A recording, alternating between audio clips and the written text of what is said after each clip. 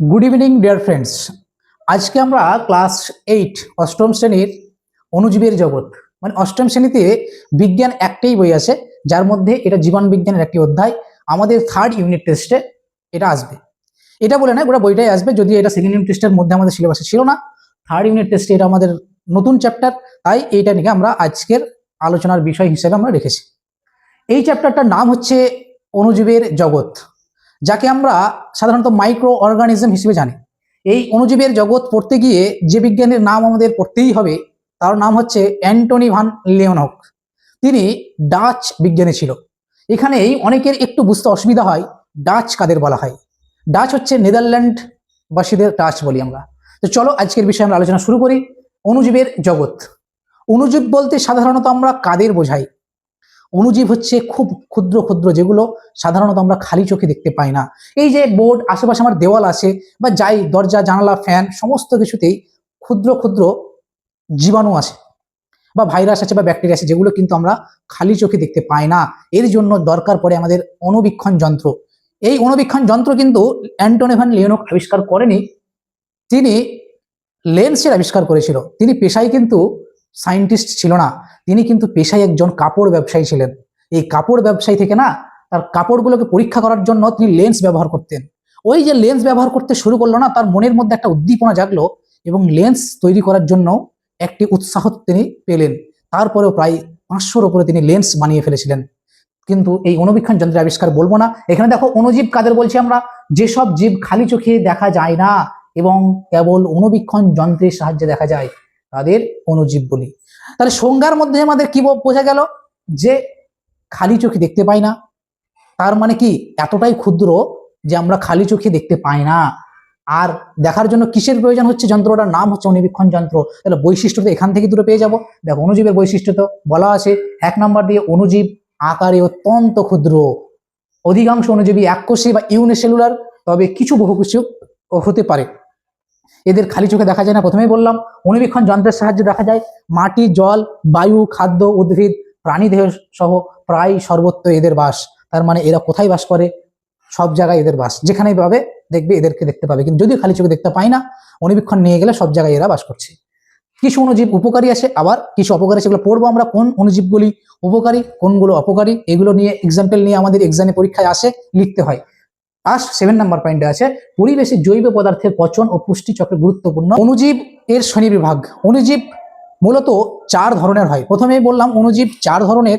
একটা হচ্ছে ব্যাকটেরিয়া, একটা হচ্ছে আর্দ্রপানি, একটা হচ্ছে ছত্রাক, একটা হচ্ছে শৈবাল। আমি তোমাদের জ্ঞাতার্থে বলবো, ইংলিশ টার্মগুলো জেনে রাখবে। ব্যাকটেরিয়ার ইংলিশ টার্ম ব্যাকটেরিয়াই হয়, আর্দ্রপানিকে প্রোটোজোয়া বলে, ছত্রাককে ফাঞ্জি বলে এবং শৈবালকে অ্যালগি বলে। আজকের বিষয়বস্তু নিয়ে যে আমি পুরো চ্যাপ্টারটা আজকে ক্লাসে কভার করতে পারবো না, আজকে আমরা ব্যাকটেরিয়াটা নিয়েও পড়বো। তো দেখো, ব্যাকটেরিয়া আবিষ্কার করেছে 1676 সালে ডাচ বিজ্ঞানী অ্যান্টনি ভান লিওনহক। তাহলে সর্বপ্রথম ব্যাকটেরিয়ার পর্যবেক্ষণ কোন বিজ্ঞানী করলো? অ্যান্টনি ভান লিওনহক। তার মানে ব্যাকটেরিয়াও আবিষ্কার করলো কে? অ্যান্টনি ভান লিওনহক। শুধুমাত্র ব্যাকটেরিয়া আবিষ্কার করে থেমে থাকেনি, আমাদের যে আরবিসি, রক্তকণিকা, এগুলোও কিন্তু আবিষ্কার করেছিল অ্যান্টনি ভান লিওনহক। এবং আরো একটু তোমাদের জানিয়ে রাখি, সর্বপ্রথম সেল বা কোষ আবিষ্কার করেছিল বিজ্ঞানীর নাম রবার্ট হুক। কিন্তু যে কোষটি আবিষ্কার করেছিল না, সেই কোষটি ছিল মৃত, ডেড সেল। সর্বপ্রথম জীবিত সেল আবিষ্কার করেছিল এই সেই বিজ্ঞানীর নাম অ্যান্টনি ভান লিওনহক। সালটা ছিল 1674। এবং সেই অ্যান্টনি ভান লিওনহক সর্বপ্রথম জীবিত কোষ আবিষ্কার করেছিল পুকুর থেকে, পন্ড ওয়াটার থেকে। এই যে ব্যাকটেরিয়া আবিষ্কার বললাম, এবং ইভেন পুরুষ মানুষের দেহে যে শুক্রাণুর আবিষ্কার, সেটাও কিন্তু করেছিল এই অ্যান্টনি ভান লিওনহক। তো চলো সংজ্ঞা কি বলেছি আমরা দেখো। প্রকৃত নিউক্লিয়াস বিহীন, যার মধ্যে কোনো নিউক্লিয়াস থাকে না, এককোষী, ইউনিসেলুলার, প্রোক্যারিওটিক এবং অণুবীক্ষণ যন্ত্রে দৃশ্যমান। মানে অণুবীক্ষণ যন্ত্র দিয়ে দেখলে আমরা একদম স্পষ্ট দেখতে পাই অতি ক্ষুদ্র জীবকে ব্যাকটেরিয়া বলে। এই যে ব্যাকটেরিয়ার বৈশিষ্ট্য কি কি হবে? ব্যাকটেরিয়া এককোষী, প্রোক্যারিওটিক আর ইউক্যারিওটিক আগেই পড়েছি আমরা। প্রোক্যারিওটিক আদিকোষ, যার মধ্যে কোনো নিউক্লিয়াস থাকে না। এদের প্রকৃত নিউক্লিয়াস ও ঝিল্লি বেষ্টিত কোষাঙ্গাণু থাকে না। অধিকাংশই ব্যাকটেরিয়ার কোষপ্রাচীর থাকে। এরা প্রধানত দ্বিবিভাজন, বাইনারি ফিশন পদ্ধতিতে বংশবৃদ্ধি করে। খুব দ্রুত হারে এদের বংশবৃদ্ধি হয়। অনেক ব্যাকটেরিয়া চলাচলের জন্য ফ্ল্যাজেলা থাকে, দেখতে পাচ্ছ এই যে অংশগুলো, এই অংশগুলোকে আমরা সাধারণত আমরা ফ্ল্যাজেলা বলি। এই যে সিলে বেরিয়ে আছে, এই যে ফ্ল্যাজেলা, এই যে এবং এই যে বেরিয়ে আসে এরকম করে এগুলোকে আমরা সিলিয়া বলি, যাদের ওদের চলাফেরা একটা সুবিধা হয়। তাহলে ফ্ল্যাজেলা এবং সিলিয়া চিনলাম। এবার কি বলা আছে, অনেক ব্যাকটেরিয়া চলাচলের জন্য ফ্ল্যাজেলা থাকে বললাম, মাটি, জল, বায়ু, খাদ্য, জীবনে সর্বত্র এরা বর্তমান এদের বাস। কিছু ব্যাকটেরিয়া উপকারী এবং যেমন দই তৈরিতে নাইট্রোজেন স্থিতিকরণ, আবার কিছু ব্যাকটেরিয়া কলেরা, টাইফয়েড ও যক্ষার মতো রোগে এরা রোগ সৃষ্টি করে, তাই এরা হচ্ছে অপকারী ব্যাকটেরিয়া। অণুজীবের জগতে দেখো ব্যাকটেরিয়াকে প্রোক্যারিওটিক কোষ বলার কারণটা কি, এই কোশ্চেনটাও আমাদের 2 মার্কসের আসে। এদের প্রকৃত নিউক্লিয়াস নেই, নিউক্লিয়াসের চারিদিকে ঝিল্লি থাকে না, ঝিল্লি বিশিষ্ট কোষাঙ্গ যেমন মাইটোকন্ড্রিয়া, গালগি বডি, এন্ডোপ্লাজমিক রেটিকুলাম এবং ক্লোরোপ্লাস্ট অনুপস্থিত, মানে থাকে না। ডিএনএ কোষদ্রব্যে নিউক্লিওটাইড অঞ্চল অবস্থান করে কোষের গঠনের তুলনামূলকভাবে এদের একদম সিম্পল বা সরল। ব্যাকটেরিয়ার গঠন আগেই দেখালাম আমরা।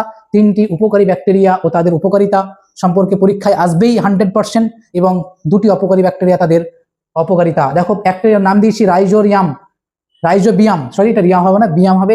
চিত্র এরকম, যার উপকারিতা কি, ডাল জাতীয় উদ্ভিদের মূল গ্রন্থিতে বাস করে, বায়ুমণ্ডলে নাইট্রোজেন স্থিতিকরণে, মাটির উর্বরতা বৃদ্ধি করে। 2 নম্বর আছে ল্যাক্টোব্যাসিলাস, দুধ থেকে দই তৈরি করতে সাহায্য করে এবং খাদ্য শিল্পে ব্যবহৃত হয়। 3 নম্বরে আছে অ্যাসিটোব্যাক্টার অ্যাসিটিক, এর কাজ হচ্ছে, উপকারিতা হচ্ছে অ্যালকোহল থেকে ভিনিগার বা অ্যাসিটিক অ্যাসিড উৎপাদনে ব্যবহৃত হয়। অ্যাসিটিক অ্যাসিডের সংকেত CH3COOH। এবং দেখো 10টি অপকারী ব্যাকটেরিয়ার নাম দেওয়া আছে, তাদের রোগ সৃষ্টির কারণ 100% লিখে রাখো।